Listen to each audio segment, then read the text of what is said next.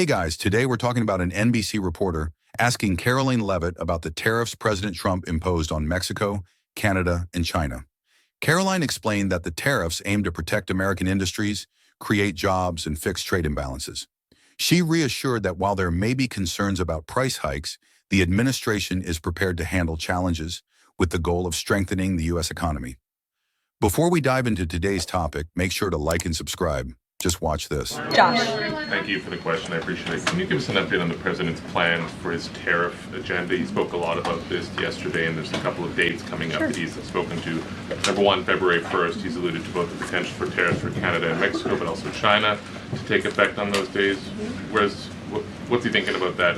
Yeah. Should those countries expect that? Again, he was asked and answered this question this past weekend when he took a lot of questions from the press, and he said that the February 1st date for Canada and Mexico still holds. What about the China 10% tariff that he also had mused about last Tuesday going into effect on the same day? Yeah, the president has said that he is very much still considering that for February 1st. Separately, yesterday he talked also about sectoral tariffs on, for instance, pharmaceuticals as well as semiconductor computer chips. He talked about steel, aluminum, and copper. What's the timeline on those? Is that a similar sort of coming days thing? Yeah, so when the president talked about that in his speech yesterday, that actually wasn't a new announcement. That was within a presidential memorandum that he signed in one of the first days here in the White House on his America First trade agenda.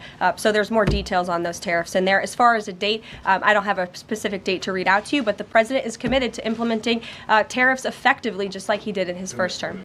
What's your thoughts on this? Let us know in the comments.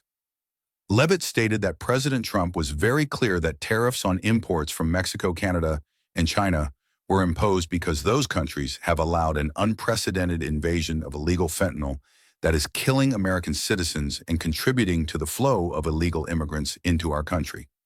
She described the tariffs on China as retaliatory for its role in the distribution of fentanyl into the U.S. They debated Trump's mass deportation plans and the criteria for targeting undocumented immigrants, with Leavitt defending the policies and Alexander raising concerns.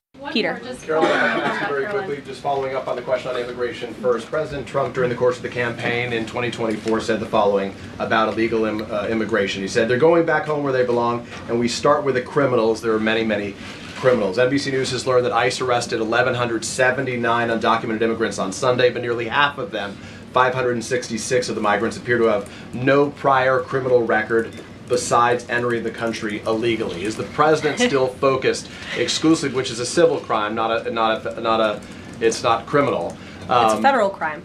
So I'm asking though, he said he was going to focus on those violent offenders first. So is violent offenders no longer the predicate for these people to be deported? The president has said countless times on the campaign trail, I've been with him at the rallies, I know you've been there covering them too, Peter, that he is focused on launching the largest mass deportation operation in American history of illegal criminals. And if you are an individual, a foreign national, who illegally enters the United States of America, you are, by definition, a criminal, and so therefore you are subject to deportation. I apologize for interrupting. So to be clear, it's not violent criminals do not receive precedence in terms of the deportations taking place. The president has also said two things can be true at the same time. We want to deport illegal criminals, illegal immigrants from this country, but the president has said that, of course, the illegal criminal drug dealers, the rapists, the murderers, the individuals who have committed heinous acts on the interior of our country and who have terrorized law-abiding American citizens, absolutely, those should be the priority of ICE, but that doesn't mean that the other illegal criminals who entered our nation's borders are off the table. Understood. Then let me ask you a separate question about the confusion that still exists across the country right now as it relates to the freeze or the pause as it's described.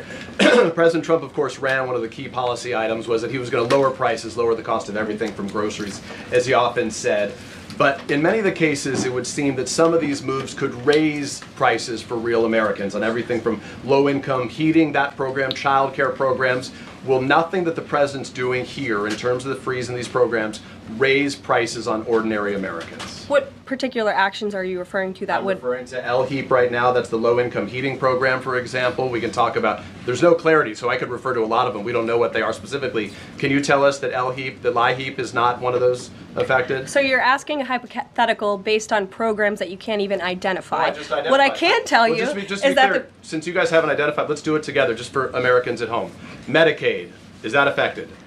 I gave you a list of examples: Social Security, Medicare, welfare benefits, food stamps that will not be impacted by this federal pause. I can get you the full list after this briefing from the Office of Management and Budget. But I do want to address the cost cutting because that's certainly very important, and cutting the cost of living in this country.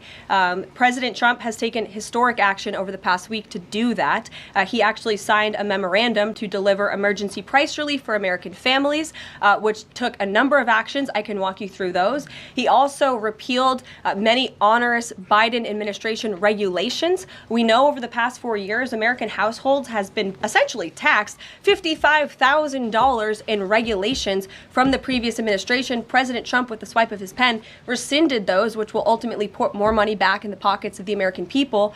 So deregulation is a big deal. And then when it comes to energy, I mean, the president signed an executive order to declare a national energy emergency here at home, which is going to make America energy dominant. We know that energy is one of the #1 drivers of inflation. And so that's why the president wants to increase our energy supply to bring down costs for Americans. The Trump energy boom is incoming, and Americans can expect that. What's your thoughts on this? Let us know in the comments. Leavitt also addressed Trump's decision to halt diversity, equity, and inclusion (DEI) programs in the federal government by cutting trillions in funding. When Alexander pressed for clarification on which financial aid programs would be impacted, Leavitt emphasized that the decision was clear and would not affect individual assistance. She reiterated that Trump's focus was on lowering the cost of living for Americans,